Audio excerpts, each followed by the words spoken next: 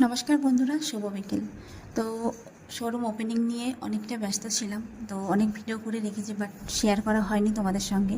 তো এখন একটু সময় হয়েছে, তো একটু একটু করে শেয়ার করব। দেখতে থাকো তোমরা, আশা করছি ভালো লাগবে।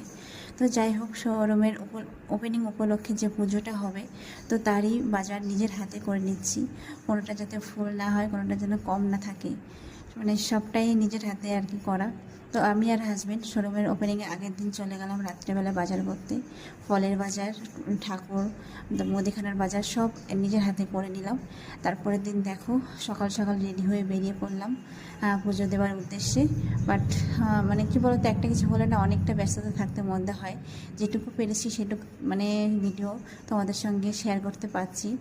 দেখো, এদিকে মানে ওপেনিং উপলক্ষে এখানটায় সাজানো হচ্ছে। একদিকে প্যান্ডেল হচ্ছে, একদিকে বেলুন দিয়ে সাজানো হচ্ছে, আর একদিকে একদম নানান রকম নানান মডেলের গাড়ি আমাদের শোরুম সেজে উঠেছে।